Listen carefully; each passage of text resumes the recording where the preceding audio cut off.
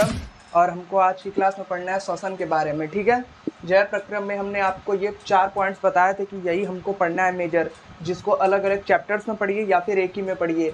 यानी ये मनुष्य के जीवन की आवश्यक प्रक्रियाएं हैं, ठीक है, जो जीवन में निरंतर चलती रहती हैं, जैसे पोषण, फिर श्वसन, फिर वहन, फिर उत्सर्जन। तो हमने पोषण के बारे में पढ़ा, इसके पिछले कुछ वीडियोस में 8 वीडियो लगभग लग गए हमको पोषण खत्म करने में। ठीक है, पर ये सब उतना नहीं है डीप, हमको ऊपर ऊपर से बढ़िया से पढ़ लेना है। ठीक है, ताकि हमको एक नॉलेज हो जाए कि श्वसन क्या होता है, वहन क्या होता है, उत्सर्जन क्या होता है। ठीक है, जो अंग इन सब में इन्वॉल्व रहते हैं, जो भी ऑर्गन्स, वो हमको पढ़ लेने हैं बस। जैसे पोषण में हमने पूरा डाइजेस्टिव सिस्टम पढ़ा बढ़िया से, यानी पाचन तंत्र, उसमें एंजाइम्स क्या क्या लगे वो चीज़ें पढ़ा हमने। वैसे ही श्वसन में हम पढ़ेंगे। श्वसन में एंजाइम्स उतने नहीं पढ़ने हैं हमको, बस फेफड़ों के बारे में पढ़ना है। श्वसन क्या होता है, सांस लेना क्या होता है, कैसे एनर्जी बनती है, वो चीज़ें सीखना है। समझिए, पहले एक कॉन्सेप्ट है उसको समझ लीजिए, तब आपको समझ में आएगा। सबसे पहले पोषण में हमने क्या पढ़ा कि भोजन से हमको एनर्जी प्राप्त करना है। तो जो भी हम कुछ खाते थे उसको छोटे छोटे मॉलिक्यूल्स में तोड़ा जाता था। तो हमने कार्बोहाइड्रेट खाया तो उसको किस में तोड़ दिया गया, लास्ट ग्लूकोज में। ठीक है, तो पाचन में हमको ग्लूकोज तक ही तोड़ के पढ़ना है। इसके बाद ग्लूकोज को ऑक्सीजन आगे चल के तोड़ देगा। कोशिका में ऑक्सीजन पहुंचेगा जब, किसके माध्यम से, श्वसन प्रक्रिया के माध्यम से ऑक्सीजन हम लेंगे वायुमंडल से, तो ग्लूकोज को अलग भाग में तोड़ेगा, यानी कुछ और पार्ट्स में जैसे ही तोड़ेगा तो फिर ये कार्बन डाइऑक्साइड और एटीपी में क्या होगा, कन्वर्ट हो जाएगा, यानी ऊर्जा। यही एटीपी क्या है, ऊर्जा है। यानी इस भाग में पहुंचाने के लिए हमको श्वसन प्रक्रिया पढ़नी पड़ेगी। इतना समझ में आया? अभी फिर से समझेंगे। अभी बस एक वो नॉलेज ले लीजिए, ठीक है, कि जैसे ही हमने पोषण किया, पोषण से हमारा ग्लूकोज बना, ग्लूकोज से हमको ऊर्जा प्राप्त करना है तो हमको श्वसन प्रक्रिया पढ़नी पड़ेगी। ठीक है, फिर ऊर्जा जो मिलेगा उससे हम कार्य करेंगे। फिर हमको यहाँ पे हृदय के बारे में पढ़ना है, वहन की प्रक्रिया। फिर हमने जो भी पोषण किया था उसमें जो भी वेस्ट मटेरियल था उसको उत्सर्जन के माध्यम से बाहर निकालना हमको पढ़ना है अभी बढ़िया से। ठीक है, तो हमारा पोषण खत्म हो चुका है पिछले कुछ वीडियो में, उसको देख लीजिएगा। आज हम श्वसन के बारे में पढ़ेंगे। ठीक है, तो चलिए शुरू करते हैं श्वसन के बारे में पढ़ना। तो श्वसन कुछ नहीं है, जो हम सांस लेते हैं वही श्वसन है। जनरली बोल देंगे सांस लेने को ही श्वसन कहते हैं तो सही है। अगर पढ़ने वाला होगा तो वो आपसे श्वसन और सांस लेने में डिफरेंस पूछेगा। तो देखिए, हमको क्या पढ़ना है, श्वसन यानी रेस्पिरेशन पढ़ना है। क्या पढ़ना है, रेस्पिरेशन पढ़ना है। अभी बस डिफरेंस समझिए दो चीज़ों में। एक समझिए श्वसन यानी रेस्पिरेशन और ब्रीदिंग में, यानी एक तरफ लिख लीजिए श्वसन में क्या डिफरेंस है और एक तरफ लिख लीजिए सांस लेना।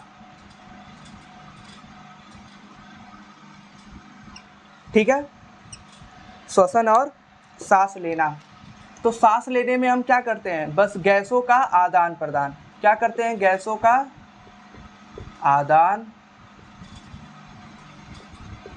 आदान प्रदान। और श्वसन प्रक्रिया में हम क्या करते हैं, ऊर्जा की प्राप्ति करते हैं। ऊर्जा की प्राप्ति करते हैं विद द हेल्प ऑफ, किसके हेल्प ऑफ से, ऑक्सीजन के। ठीक है, ऑक्सीजन की हेल्प से हम क्या करते हैं, एनर्जी को प्राप्त करते हैं। ये हो गया श्वसन। ठीक है, और गैसों का आदान प्रदान क्या कहलाता है, सांस लेना।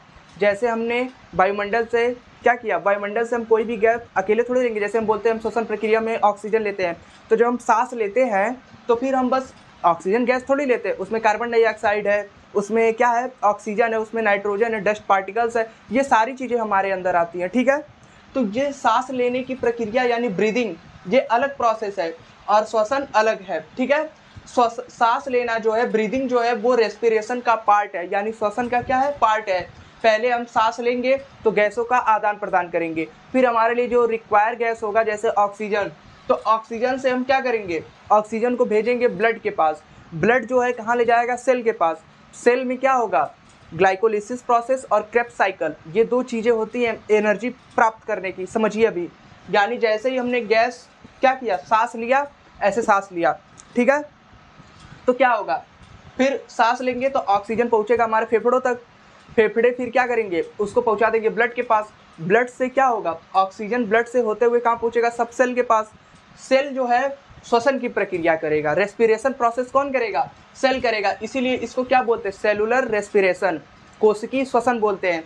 क्योंकि एक्चुअली में श्वसन जो है इसका मतलब होता है ऊर्जा प्राप्त करना, और सांस लेना मतलब गैसों का आदान प्रदान। समझ में आया इतनी बातें? चलिए आगे समझते हैं। यानी आपसे कोई पूछेगा श्वसन और सांस लेने में क्या अंतर है, अगर इंग्लिश में पूछ दे तो इसको बोलेंगे रेस्पिरेशन और इसको बोलेंगे ब्रीदिंग। ब्रीदिंग क्या बोलेंगे, ब्रीदिंग प्रोसेस बोलेंगे, ठीक है। वहाँ हटा नहीं रहे, अभी हम लिख दे रहे हेडिंग डाल के, ठीक है। यानी इसको बोलेंगे रेस्पिरेशन और इसको बोलेंगे ब्रीदिंग, यानी सांस लेना और श्वसन। समझ में आया डिफरेंस। सांस लेने में क्या है, गैसों का आदान प्रदान। मेन हम आपको क्या समझाना चाहते हैं, अगर हम बोले श्वसन बताओ तो हम गैस का आदान प्रदान करेंगे यानी सांस लेंगे, ठीक है। यानी इसके अंदर आ गया, सांस लेंगे तो फिर ऑक्सीजन कहाँ पहुँचाएंगे हम, फेफड़ों तक, ठीक है। ऐसे सांस लिए कहाँ पहुँचा, फेफड़ों के पास, ठीक है। फेफड़े फूल गए, ऑक्सीजन आ गया, ठीक है। यहीं आया ऑक्सीजन, फिर ऑक्सीजन कहाँ पहुँचेगा, ब्लड में, ब्लड से होते हुए कहाँ पहुँचेगा, सेल के पास। सेल उसका क्या करेगा, यूज करेगा, उससे एनर्जी बनाएगा, एनर्जी बना देगा तो फिर हम उसको यूज में ले लेंगे, ठीक है। बस यही हमको समझना है, यही हमारा श्वसन प्रक्रिया है, ठीक है। कुल मिला जुला के हमको क्या करना है, ऊर्जा की प्राप्ति करना है। जो भी हम कुछ खाएंगे ऊर्जा उसी से हमको मिलेगा। ऐसे ही बस सांस ले लेंगे तो हवा पी के तो रहेंगे नहीं। लोग कहते हैं ना हवा पी के नहीं रह पाएंगे, तो हवा पी के कोई नहीं रहता। हवा का यूज करके हम क्या करते हैं, एनर्जी प्रोड्यूस करते हैं। समझ में आया। चलिए आगे समझते हैं। इतनी बातें समझ में आ गई कि सांस लेना और श्वसन में क्या डिफरेंस है। सांस लेना मतलब गैसों का आदान प्रदान। अब गैसों में आपके बहुत सारे गैसों, जैसे ऑक्सीजन, कार्बन डाइऑक्साइड, नाइट्रोजन, फिर डस्ट पार्टिकल हो गए, यानी मेजर हम 3 गैसें लेते हैं। अच्छा ये बताइए, ये जो सांस लेने की प्रक्रिया है इसमें सबसे ज़्यादा गैस हम कौन से लेते हैं। क्या हम ऑक्सीजन गैस सबसे ज़्यादा लेते हैं, नहीं। सबसे ज़्यादा गैस हम कौन सा इनहेल करते हैं, नाइट्रोजन गैस, ठीक है। आपसे पूछेगा कि सांस लेने की प्रक्रिया में या फिर डायरेक्ट बोलते श्वसन की प्रक्रिया में हम कौन सी गैस की मात्रा सबसे अधिक अपने अंदर लेते हैं, तो नाइट्रोजन की मात्रा सबसे अधिक लेते हैं। समझ में आया इतनी बात। चलिए इरेज कर दे इसको, फिर समझा जाए श्वसन एक्चुअली है क्या। फिर हमको लंग समझना है, लंग समझ लेंगे, ठीक है। बहुत ज़्यादा डीप नहीं पढ़ना हमको, बस जो टर्म आया है उसको आपको हम समझा ले जाए वही कोशिश करेंगे, ठीक है। जैसे श्वसन और सांस लेने में क्या डिफरेंस था वो समझाने की प्रक्रिया हम किए आपसे, ठीक है।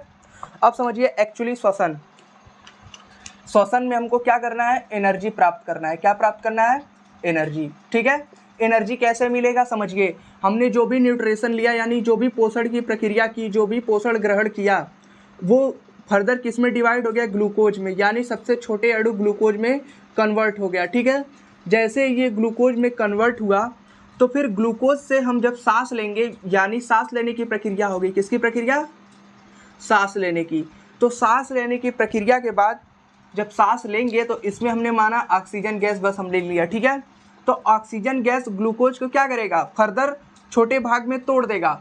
जैसे ही इसको छोटे भाग में तोड़ेगा, किस छोटे भाग में तोड़ेगा वो अभी हम बता रहे हैं, ठीक है। जिस छोटे भाग में तोड़ेगा इस प्रोसेस को बोलेंगे ग्लाइकोल। अभी मत समझिए, अभी बस इतना समझिए कि ग्लूकोज जो है पोषण की प्रक्रिया के द्वारा जो ग्लूकोज बना है, जिसका पाचन हमने किया पूरा सबसे छोटे भागों में, छोटी आंत में जाके ले जाके, तो फिर ये जो ग्लूकोज है ये कहाँ, यानी ये जो ग्लूकोज है इसको फर्दर तोड़ के हम एनर्जी प्राप्त करेंगे, ठीक है। यानी हमने खाना खाया, समझिए अभी हम आपको जो समझाना चाहते हैं वो बस समझिए। जैसे हमने खाना खाया, हमने क्या खाया, रोटी सब्जी दाल चावल, उसको छोटे छोटे भागों में तोड़ते हुए हमने कहाँ लाया, ग्लूकोज के पास, यानी सबसे छोटा भाग हमने ग्लूकोज तोड़ दिया मोनोसेकेराइड का। अब इस ग्लूकोज से हमको एनर्जी प्राप्त करना है, ठीक है। इस ग्लूकोज से हमको एनर्जी प्राप्त करना है तो इस ग्लूकोज को भी हमको तोड़ना पड़ेगा। इस ग्लूकोज को तोड़ने के लिए हमको ऑक्सीजन की रिक्वायरमेंट होगी। किसकी रिक्वायरमेंट होगी, ऑक्सीजन की रिक्वायरमेंट होगी। जैसे पौधों में क्या होता था, ग्लूकोज के निर्माण के लिए उसको क्या चाहिए था, कार्बन डाइऑक्साइड, वैसे ही हमको एनर्जी के रिक्वायरमेंट के लिए क्या चाहिए, हमको ऑक्सीजन चाहिए। तो हम ऑक्सीजन के प्रेजेंस में ग्लूकोज को फर्दर डिवाइड कर देंगे और किस में कन्वर्ट कर देंगे हम, एनर्जी में। किस में, एनर्जी में। और डायरेक्ट एनर्जी नहीं बनता है, एटीपी के फॉर्म में एनर्जी बनता है। और कितना एटीपी बनता है, 38 एटीपी बनता है, ठीक है। एटीपी का फुल फॉर्म आपसे पूछ देगा तो लिख दीजिएगा एडिनोसिन ट्राई फॉस्फेट, ठीक है। एटीपी का फुल फॉर्म आपसे पूछेगा तो ये लिखिएगा, एडिनोसिन ट्राईफॉस्फेट, एटीपी का, ठीक है। और यहीं एक टर्म आप समझ लीजिए, एडीपी का फुल फॉर्म। एडीपी का फुल फॉर्म क्या होगा, एडिनोसिन डाईफॉस्फेट। यहाँ ट्राई है और यहाँ पे क्या हो जाएगा, डाई मतलब 2, ट्राई मतलब 3, टेट्रा मतलब 4, पेंटा मतलब 5, ठीक है। और ये क्या है, फॉस्फेट है। समझ में आया। फॉस्फेट ग्रुप आप पढ़ेंगे 12th में, नहीं तो डीएनए जब पढ़ाएंगे आपको आगे चल के तो उसमें आपको फॉस्फेट समूह बढ़िया से बताएंगे, ठीक है। अभी बस समझिए, हमने जो भी खाना वाना खाया वो छोटे भाग में टूटा ग्लूकोज में, ठीक है, टर्म है, याद रख लीजिए, यानी वो सबसे छोटे भाग में टूट गया ग्लूकोज में। फिर उससे हमको क्या प्राप्त करना है, एनर्जी प्राप्त करना है। इसी एनर्जी को प्राप्त करने के लिए हमको ये श्वसन प्रक्रिया टैकल करनी पड़ रही है। अगर हमको एनर्जी नहीं प्राप्त करना पड़ता तो हम श्वसन प्रक्रिया नहीं पढ़ते। समझ में आया? यानी एनर्जी प्राप्त करने के लिए हमको श्वसन प्रक्रिया पढ़नी पड़ रही है। श्वसन की प्रक्रिया में हमने ऑक्सीजन गैस लिया और ये एनर्जी में कन्वर्ट हो गया। ग्लूकोज जो है किस में कन्वर्ट हो गया, एनर्जी में।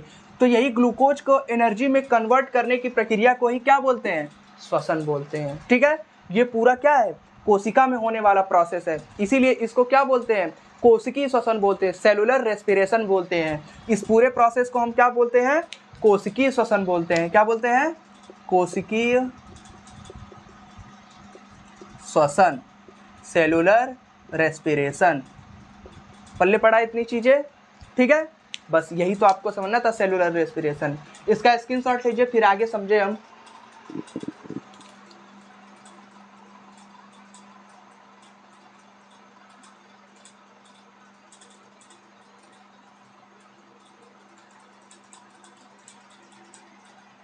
चलिए, इतनी चीजें आपको समझ में आ गई कि श्वसन क्या होता है। ठीक है, इसको इरेज कर दे रहे हैं।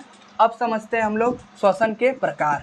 ठीक है, इतनी बातें समझ में आ गई होगी, इतना हम आपसे क्या करते हैं, आशा करते हैं कि इतनी बातें आपको मेरी समझ में आ गई होगी। इसीलिए आपको एकदम आसान भाषा में समझाने की हम कोशिश कर रहे हैं, ताकि आपको श्वसन आपके दिमाग में पूरा छप जाए। अभी फेफड़ा आपको इतना बढ़िया बता देंगे, पेपर में आ जाएगा तो आप लंग्स बना के आ जाएंगे बढ़िया से। ठीक है, अभी बस समझिए। अब हमको समझना है श्वसन के प्रकार। ठीक है, श्वसन कितने तरह के होते हैं, तो सर श्वसन दो तरह के हो सकते हैं। श्वसन कितने तरह के होंगे सर जी, दो तरह के होंगे। पहला आपका होगा वायुवीय श्वसन, जिसे बोलेंगे ऑक्सी श्वसन। ठीक है, ऑक्सी रेस्पिरेशन। और इसको बोलेंगे अनॉक्सी रेस्पिरेशन, यानी अवायुवीय श्वसन। क्या बोलेंगे, अवायुवीय श्वसन। ठीक है, अवायुवीय। ठीक है, यानी वायुवीय पूरा लिख दे रहे हैं, वायुवीय श्वसन। और इसको क्या बोलेंगे, अवायुवीय श्वसन। ये दूसरे नंबर का, ये पहले नंबर का। समझ में आया? वायुवीय श्वसन को हम क्या बोल सकते हैं, ऑक्सी रेस्पिरेशन, या फिर इसी को क्या बोलते हैं, सेलुलर रेस्पिरेशन। ठीक है, अवायुवीय श्वसन में आपको ऑक्सीजन की अनुपस्थिति में श्वसन होगा, यानी ऑक्सीजन रिक्वायरमेंट नहीं होगा। और इसमें ऑक्सीजन रिक्वायरमेंट होगा, यानी ऑक्सीजन जरूरी होगा। नाम से ही स्पष्ट है, वायुवीय श्वसन यानी ऑक्सीजन लगेगा, और अवायुवीय में ऑक्सीजन नहीं लगेगा। समझ में आया? वायुवीय श्वसन किसे कहेंगे, ऐसा श्वसन जिसमें ऑक्सीजन की आवश्यकता होती है उसे बोलेंगे वायुवीय श्वसन, जैसे हम लोगों में। ठीक है, पर हम लोगों के मांसपेशियों में कौन सा श्वसन होता है, अवायुवीय श्वसन। अभी समझेंगे। ठीक है, और अवायुवीय श्वसन में ऑक्सीजन की अनुपस्थिति में श्वसन होता है। ठीक है, पौधे भी क्या श्वसन करते हैं, ऑक्सीजन की उपस्थिति में श्वसन करते हैं। समझ में आया? अब अवायुवीय श्वसन को दो भागों में बांट देंगे, जिसमें होगा, पहला तो अवायुवीय श्वसन आपका इष्ट में होगा, जिसको क्या बोलेंगे, कवक। किस में होगा, कवक में होगा। ठीक है, और दूसरा कहाँ होगा, दूसरा मांसपेशियों में होगा। किसके, हम लोगों के। हम लोगों के मांसपेशियों में कौन सा श्वसन होता है, कभी कभी अवायुवीय श्वसन। ठीक है, ऑक्सीजन की अपसेंट में, यानी ऑक्सीजन मौजूद नहीं रहेगा, तब क्या होगा, अवायुवीय श्वसन। ठीक है, नाम से ही स्पष्ट था। अब समझिए, इष्ट जो है बिना ऑक्सीजन की उपस्थिति में श्वसन करता है, और ये किसका निर्माण करता है, ये निर्माण करता है एथेनॉल का। किसका निर्माण करता है, एथेनॉल का निर्माण करता है। समझ में आया? इष्ट किसका निर्माण करेगा, एथेनॉल का निर्माण करेगा, और बिना ऑक्सीजन की उपस्थिति में श्वसन किए हुए। ठीक है, और यहीं हमारे मांसपेशियों में, यानी जो हमारी ये मांसपेशियाँ गई हुई हैं चारों तरफ, उसमें जब श्वसन यानी श्वसन की प्रक्रिया होती है, उसमें जो भी सेल मौजूद हैं, अगर ऑक्सीजन अपसेंट रहता है, उसके प्रक्रिया में क्या करता है, अवायुवीय श्वसन करता है, तो हमारे मांसपेशियों में लैक्टिक अम्ल का निर्माण होता है, जो पेन करता है। ठीक है, लैक्टिक अम्ल यानी लैक्टिक एसिड, लैक्टिक अम्ल का निर्माण होता है, और किसका, एटीपी यानी एनर्जी का निर्माण होता है। ठीक है, यहाँ बार बार एनर्जी पे जोर दे रहे हैं, समझिए। ठीक है, यानी मांसपेशियों में ऑक्सीजन की अपसेंट में श्वसन होगा, तो लैक्टिक अम्ल क्या होगा, बनेगा, और साथ में क्या बनेगा, एटीपी बनेगा। क्या बनेगा, ATP यानी एनर्जी फॉर्म होगा। समझ में आया? ये अवायवीय श्वसन है, ठीक है। अनाक्षी श्वसन यानी इसमें ऑक्सीजन उपस्थित नहीं है, ठीक है। यानी ऑक्सीजन की अनुपस्थिति में श्वसन किसमें इष्ट का नाम लिख सकते हैं, जिसमें एथेनॉल का निर्माण होता है बिना ऑक्सीजन की उपस्थिति में, ठीक है। ऑक्सीजन की अनुपस्थिति में यानी ऑक्सीजन नहीं रहेगा तो इष्ट में एथेनॉल का निर्माण होगा। और हमारी मांसपेशियों में लैक्टिक अम्ल का निर्माण होता है, ठीक है। और ATP का साथ में ऊर्जा का भी निर्माण होता है, एनर्जी का। इसका स्क्रीनशॉट लीजिए या फिर लिखिए, फिर आगे समझते हैं।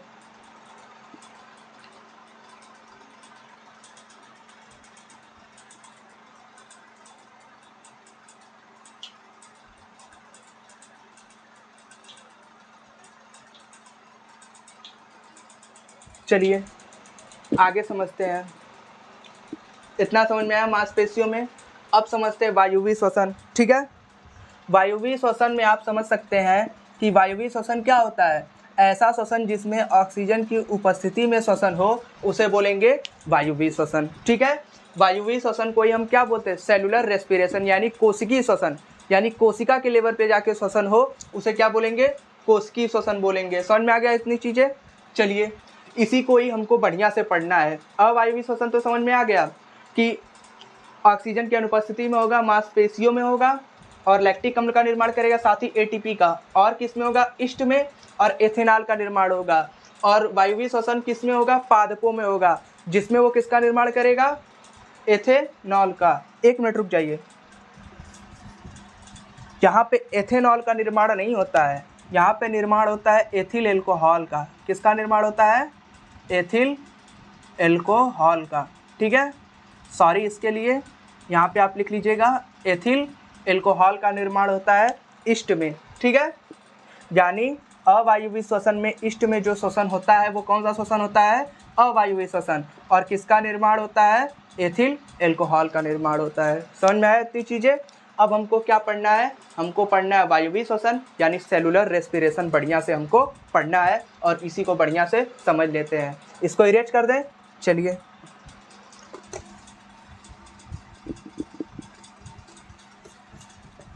याद रखिएगा, वायुवीय श्वसन और अवायुवीय श्वसन, श्वसन दो प्रकार के होते हैं। अवायुवीय श्वसन किसे बोलेंगे, जिसमें ऑक्सीजन की आवश्यकता नहीं होगी। और वायुवीय श्वसन किसे बोलेंगे, जिसमें ऑक्सीजन की आवश्यकता होगी। तो अवायुवीय हमने समझ लिया, उसमें ऑक्सीजन नहीं लगेगा, और वायुवीय श्वसन में ऑक्सीजन लगेगा। इसी को ही क्या बोलते हैं, सेलुलर रेस्पिरेशन। यानी इसमें ऑक्सीजन की प्रेजेंस में क्या होगा, श्वसन होगा, ठीक है। और इसी को ही हम क्या बोलते हैं, कोशिकीय श्वसन या फिर सेलुलर रेस्पिरेशन। कोशिकीय श्वसन यानी श्वसन की प्रक्रिया यानी एनर्जी प्राप्त करने की प्रक्रिया कोशिका तक होती, इसलिए इसको बोलते हैं कोशिकीय श्वसन, ठीक है। यानी इतनी बातें आपको समझ में आई। ये किस में होगा, मानवों में होगा, इसलिए इसको क्या बोलेंगे, वायुवीय श्वसन। समझ में आया, कोशिकीय श्वसन। अब आगे समझिए, जो ये आपका कोशिकीय श्वसन है ये दो चरणों में होता है, ठीक है। पहले चरण को बोलते हैं ग्लाइकोलिसिस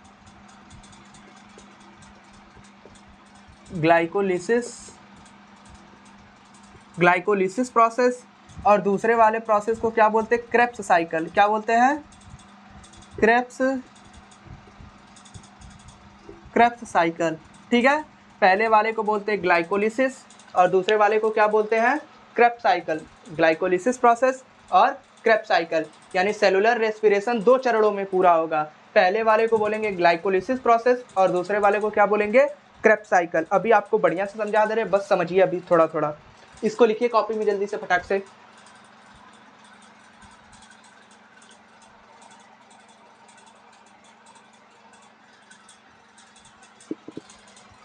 चलिए समझते हैं ग्लाइकोलिसिस और क्रेब्स साइकिल। अभी इसको दिमाग में फिट करते हैं आपके, समझिए। हमने आपको क्या बताया, श्वसन की प्रक्रिया। श्वसन में हम ऑक्सीजन और कार्बन डाइऑक्साइड इसका क्या करेंगे, एक्सचेंज, और क्या करेंगे, एक्सचेंजेस करेंगे। यानी पहले कार्बन डाइऑक्साइड हम पहले हम ऑक्सीजन लेंगे, फिर उसका यूज करके कार्बन डाइऑक्साइड को क्या करेंगे, रिलीज करेंगे, ठीक है। तो यानी श्वसन की प्रक्रिया और सांस लेने में डिफरेंस समझा हमने, ठीक है। श्वसन की प्रक्रिया क्या होती है, ऊर्जा प्राप्त करना, ठीक है। और श्वसन दो प्रकार का होता है, एक होता है वायुवीय श्वसन और एक होता है अवायुवीय श्वसन। अवायवीय श्वसन में ऑक्सीजन नहीं चाहिए, जैसे ईस्ट में ऑक्सीजन की आवश्यकता नहीं होता है, पर वो किसका निर्माण करता है, एथिल एल्कोहल का निर्माण करता है। कौन, ईस्ट। उस प्रक्रिया को बोलते हैं किण्वन प्रक्रिया। क्या बोलते हैं, किण्वन प्रक्रिया। अब आ गया हमारी मांसपेशियाँ। हमारी मांसपेशियों में ऑक्सीजन की अनुपस्थिति में किसका निर्माण होता है, लैक्टिक एसिड का निर्माण होता है और एटीपी का निर्माण होता है, यानी ऊर्जा का निर्माण होता है। ठीक है, फिर आ जाते हैं हम इधर, क्या बोलते हैं उसको, वायवीय श्वसन में। वायवीय श्वसन को हम क्या बोलते हैं, सेलुलर रेस्पिरेशन, यानी कोशिकीय श्वसन। इसमें ऑक्सीजन की आवश्यकता होगी और ऑक्सीजन क्या करेगा, ग्लूकोज को फर्दर डिवाइड करके किस में बदल देगा, एनर्जी में बदलेगा। ठीक है, अब हमको समझना है कि ऊर्जा प्राप्त करने के लिए ग्लूकोज से ऊर्जा प्राप्त कैसे होगा। अब समझिए, ग्लूकोज जो है वो कहाँ टूटेगा, वो टूटेगा कोशिका के पास। ठीक है, तो कोशिका के पास दो प्रक्रियाएं होंगी, ग्लूकोज को तोड़ेंगे, एनर्जी में बदलेंगे। तो ग्लूकोज को तोड़ने के लिए कोशिका के पास दो प्रक्रियाएं होती हैं, पहला ग्लाइकोलिसिस, दूसरा क्रेब्स साइकिल। ग्लाइकोलिसिस प्रक्रिया में हम क्या करते हैं, ग्लूकोज को एक अम्ल में तोड़ देते हैं, पायरुविक अम्ल में, पायरुविक एसिड में तोड़ते हैं जब, तो उस प्रक्रिया को बोलते हैं ग्लाइकोलिसिस। और इसमें 4 एटीपी ऊर्जा बनती है। 4 एटीपी में से 2 एटीपी ऊर्जा खत्म हो जाती है और 2 एटीपी ऊर्जा बच जाती है। ठीक है, यानी ये पूरा श्वसन जो है कहाँ हो रहा है, कोशिका के पास। तो पहले चरण में क्या हो रहा है, ग्लाइकोलिसिस का प्रोसेस। ग्लाइकोलिसिस के प्रोसेस में जो हमारा ग्लूकोज है, क्या है, ग्लूकोज। ये हमारा ग्लूकोज किस में टूट जा रहा है, पायरुविक अम्ल में। पायरुविक अम्ल में टूटने के साथ 4 एटीपी ऊर्जा बनाता है। 4 एटीपी में से 2 एटीपी क्या होता है, खत्म हो जाता है और 2 एटीपी बच जाता है। ठीक है, यही 2 एटीपी जो बचा है, यही दिमाग में लेके चलिए। यानी ग्लाइकोलिसिस का प्रोसेस हुआ तो कितना एटीपी ऊर्जा बना, 4 एटीपी ऊर्जा बना। 4 एटीपी में से 2 एटीपी आपका क्या हो गया, खत्म हो गया, और 2 एटीपी आपका क्या हो गया, बच गया। तो जो 2 एटीपी बचा है इसे याद रखिएगा। यानी ग्लाइकोलिसिस प्रोसेस में कितने एटीपी ऊर्जा बचती है, 2 एटीपी ऊर्जा। ग्लाइकोलिसिस वाले प्रोसेस में ग्लूकोज जो है वो किस अम्ल में टूटता है, पायरुविक अम्ल में टूटता है और कितने एटीपी ऊर्जा का निर्माण करता है, 4 एटीपी ऊर्जा का निर्माण करता है, जिसमें से 2 एटीपी खत्म हो जाता है और 2 एटीपी बच जाता है। ये एटीपी क्या है, इसे आप एनर्जी समझिए। इसे आप क्या, ऊर्जा सिक्का बोलते हैं। क्या बोलते हैं, ऊर्जा का सिक्का बोलते हैं, या फिर ऊर्जा का मुद्रा बोलते हैं। ठीक है, एनर्जी क्वाइन, क्या बोलेंगे, एनर्जी क्वाइन बोलेंगे। समझ में आया, एटीपी को एडिनोसिन ट्राइफॉस्फेट नाम याद रहेगा, बढ़िया है। यानी ग्लाइकोलिसिस और क्रेब्स साइकिल, यही आपको मेन दिमाग में आपके लेके चलना है। ग्लाइकोलिसिस का प्रोसेस होता कहाँ है, जब आप क्लास 9 में पढ़ के आए होंगे कोशिका, तो कोशिका के पास पहुँचा क्या, ऑक्सीजन। ऑक्सीजन जो पहुँचा और यहीं पे क्या है आपका, ग्लूकोज है। मान लीजिए ये आपका क्या है, ग्लूकोज। तो ग्लूकोज को पायरुविक अम्ल में बदलने के लिए ये हमारा केंद्रक हो गया, इसको चारों तरफ क्या है, साइटोप्लाज्म है। क्या है, साइटोप्लाज्म।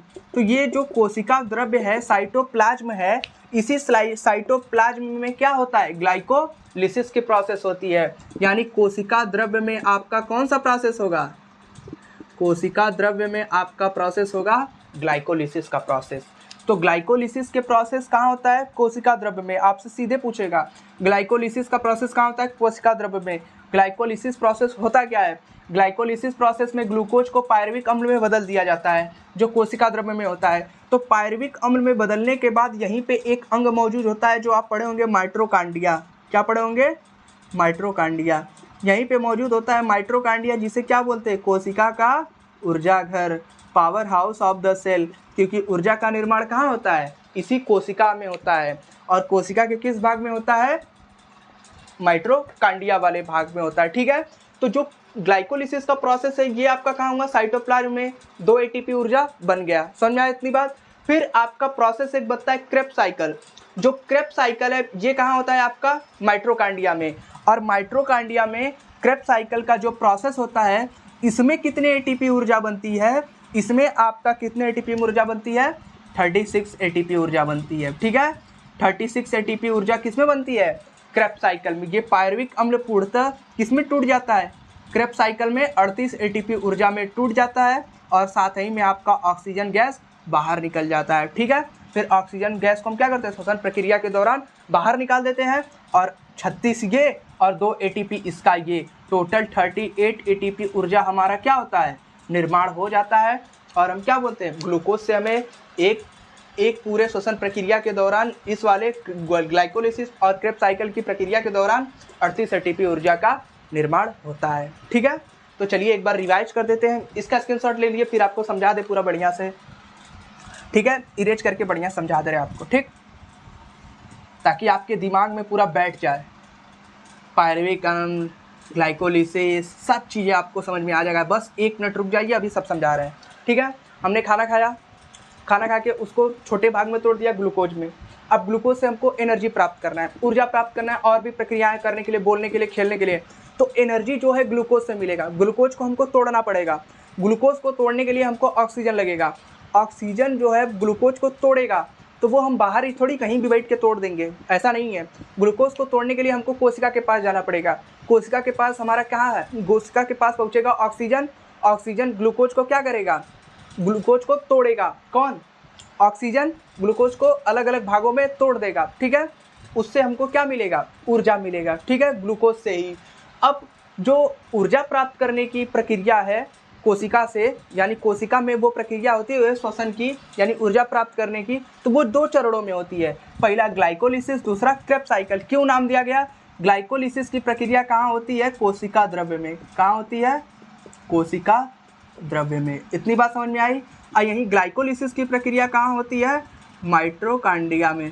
कहाँ होती है, माइटोकॉन्ड्रिया में। तो ग्लाइकोलिसिस की प्रक्रिया में हमारा जो ग्लूकोज है, क्या है, ग्लूकोज, ये हमारा ग्लूकोज किस में टूट जाता है, पायरुविक अम्ल में। किस में टूट जाता है, पायरुविक अम्ल। पायरुविक अम्ल में जब टूटता है तो यहीं पे 4 एटीपी ऊर्जा बनता है। कितना एटीपी, 4 एटीपी। यानी कोशिका द्रव्य क्या करेगा, ग्लूकोज को तोड़ेगा पायरुविक अम्ल में और 4 एटीपी ऊर्जा बनाएगा, जिसमें से 2 एटीपी ऊर्जा खत्म हो जाती है, बचती कितनी, 2 एटीपी ऊर्जा। समझ में आ गया। अब यही जो प्रक्रिया है पायरुविक अम्ल में बदलने वाली ग्लूकोज से, इसी को बोलते हैं ग्लाइकोलिसिस प्रोसेस। अंडरस्टैंड। आपसे पूछेगा ग्लाइकोलिसिस प्रोसेस क्या होता है, तो ग्लाइकोलिसिस प्रक्रिया ऐसी प्रक्रिया जिसमें ग्लूकोज को पायरुविक अम्ल में बदल दिया जाता है। समझ में आ गया। यही है, आपको मेन याद कर रखना है, 2 एटीपी ऊर्जा। ठीक है, अब पायरुविक अम्ल में बदलने के बाद ग्लूकोज तो पूरा एनर्जी में टूटा नहीं है। अब ग्लूकोज को पूर्णतः एनर्जी में बदलने के लिए आपकी प्रक्रिया होती है क्रेब्स साइकिल। कौन सी प्रक्रिया होती है, क्रेब्स साइकिल, जो कहाँ होता है आपका, माइटोकॉन्ड्रिया में। तो माइटोकॉन्ड्रिया में आपका होता है क्रेब्स साइकिल का प्रोसेस।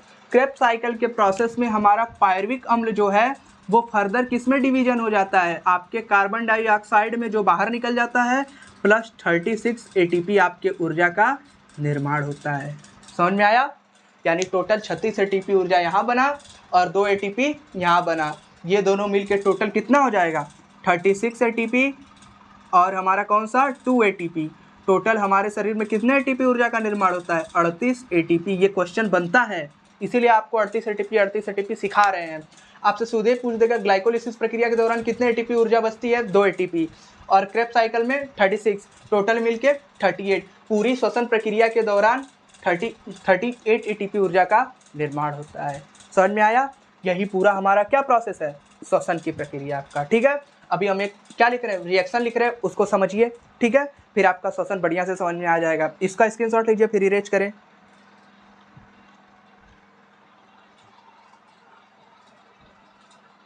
चलिए इसको इरेज कर दे रहे हैं।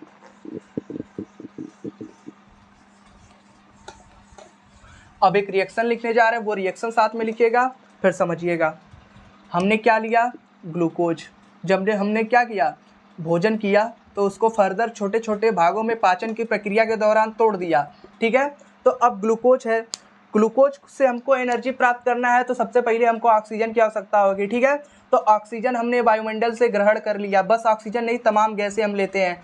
फिर हम क्या करेंगे, ग्लूकोज को ऑक्सीजन की उपस्थिति में तोड़ेंगे। जब फर्दर तोड़ेंगे तो 2 प्रक्रिया, पहला क्या, ग्लाइकोलिसिस, दूसरा क्रेब्स साइकिल, अभी पढ़ा है। ठीक है, तो वो दोनों प्रक्रिया जब होती है तो क्या क्या बनता है, कार्बन डाइऑक्साइड बनता है, फिर आपका पानी बनता है, फिर आपका क्या बनता है, यहीं पे आपका 38 एटीपी ऊर्जा बनता है। बस ये रिएक्शन आपको याद रखना है मेन। उतना समझाने के बाद ये चीज़ें आपको समझानी थी कि 38 एटीपी अभी डायरेक्ट लिख देते तो आपको नहीं समझ में आता। अब आपको आ गया होगा कि 38 एटीपी हम क्यों लिखे हैं। ठीक है, चलिए इसको लिखिए साथ में। बस यही तो आपको मेन समझना था, ठीक है। यही समझ गए तो समझिए पूरी चीज़ें आपको समझ में आ गई हैं, ठीक है। यही बैलेंस करना है, इसको फार्मूला में लिख लीजिए। एक काम करिए, C6H12O6 ये हो गया ग्लूकोज, फिर यहाँ 6, फिर यहाँ 6, फिर यहाँ 6, ठीक है। काउंट कर लीजिए, 6 कार्बन यहाँ है, 6 कार्बन यहाँ है। ऑक्सीजन यहाँ कितना है, 12 6 18 ऑक्सीजन यहाँ कितना है, 6 दूना 12 और 6 18 ऑक्सीजन यहाँ है, ठीक है। ऐसे बैलेंस करते हैं, ठीक है। जब आप पहला चैप्टर पढ़ेंगे केमिकल रिएक्शन तो उसमें आप बैलेंस करना सीखेंगे। अब समझिए, यहीं पे आपको एक बार और समझा देते हैं। ये हमारा क्या है, ग्लूकोज है। क्या है, ग्लूकोज, ठीक है। अब ये जो ग्लूकोज की है इसको क्या करेंगे, छोटे छोटे भागों, इस ग्लूकोज जो समझिए ग्लूकोज क्या है, आपके दिमाग में बैठ रहा है कि नहीं, समझ में नहीं आ रहा है हमको अच्छे से अभी समझिए। अब जैसे हमने खाना खाया तो उसका जो सबसे छोटा वाला मॉलिक्यूल होता है वो ग्लूकोज में टूटता है। जैसे ही वो ग्लूकोज में टूटा तो हमको एनर्जी बनाना, ये हमारा मेन क्या है, मोटिव है, हम शुरू से पढ़ते आ रहे हैं। तो एनर्जी बनाने के लिए जो हमारा ये ग्लूकोज है इसको तोड़ना पड़ेगा। तो ग्लूकोज से हमको एनर्जी प्राप्त करने की प्रक्रिया को ही क्या बोलते हैं, श्वसन, ठीक है। तो श्वसन की प्रक्रिया ही हम तब से पढ़ रहे हैं। ग्लूकोज से हमको क्या बनाना था, यही एनर्जी बनानी थी। तो ग्लूकोज को हम ऑक्सीजन की उपस्थिति में तोड़े, और किस में तोड़े, कार्बन डाइऑक्साइड, और हमारा जल निकला और 38 ATP ऊर्जा का निर्माण हुआ। समझ में आया। यही ऑक्सीजन हम प्राप्त कहाँ से कर रहे हैं, वायुमंडल से। डायरेक्ट हम ऑक्सीजन नहीं लेते, उसमें नाइट्रोजन और ऑक्सीजन और कार्बन डाइऑक्साइड दोनों होता है, ठीक है। इतनी बातें समझ में आ गई। अब इसका स्क्रीनशॉट ले लीजिए, पहले ले लिए होंगे स्क्रीनशॉट। अब हमको पढ़ना है फेफड़े। फेफड़े का स्ट्रक्चर पढ़ना है, उसमें एल्वेलॉय क्या होता है, उसमें श्वसनिका क्या होता है, श्वास नली क्या होता है, यही सीखना है हमको, ठीक है। तो इसके अगले वीडियो में हम आपको पूरा बढ़िया से श्वसन तंत्र के बारे में बता देंगे, ठीक है। पूरा श्वसन प्रक्रिया हमने बढ़िया से समझ लिया। अब हमको बस श्वसन तंत्र के बारे में पढ़ना है, वही हम बढ़िया से पढ़ लेंगे, ठीक है। हर जीवों में अलग अलग श्वसन तंत्र पाया जाता है, कुछ जीवों में श्वसन तंत्र नहीं पाया जाता है, ठीक है। कुछ सब जीवों के पास फेफड़े नहीं मौजूद होते हैं, उन जीवों के बारे में पढ़ना है, ठीक है। फिर हमको अपने शरीर में फेफड़ों के बारे में पढ़ना है, फेफड़ों के कवर पढ़ना है। डायफ्राम क्या होता है, डायफ्राम ऊपर जाता है तो क्या होता है, डायफ्राम नीचे आता है तो क्या होता है। आपसे सीधे पूछेगा डायफ्राम ऊपर जाएगा तो हम सांस अंदर लेंगे कि बाहर छोड़ेंगे, ये चीज़ें हमसे पूछेगा, ठीक है। तो ये हम इसके अगले वाले वीडियो में बढ़िया समझ लेंगे। अगर ये पूरा प्रोसेस समझ में आया है तो कमेंट में यस लिखिएगा। अगर नहीं समझ में आया, जहाँ भी नहीं समझ में आया उसको कमेंट करिएगा, हम दोबारा समझाने की कोशिश करेंगे। एक कमेंट आया था कि रंध्र किसे कहते हैं, तो आपको बताए थे कि पौधों में श्वसन की प्रक्रिया के लिए, किसकी प्रक्रिया के लिए, श्वसन की प्रक्रिया के लिए पत्तियों में क्या पाया जाता है, छिद्र पाया जाता है। क्या पाया जाता है, छिद्र पाया जाता है, छोटे छोटे ऐसे स्ट्रक्चर लाइक। यही छिद्र को ही हम क्या बोलते हैं, रंध्र बोलते हैं। क्या बोलते हैं, रंध्र, यानी स्टोमेटा बोलते हैं। क्या बोलते हैं, स्टोमेटा। समझ में आया। यानी इसे ही क्या बोलेंगे, रंध्र। यही रंध्र का स्ट्रक्चर अगर हम बनाना चाहें, छोटे से रंध्र का,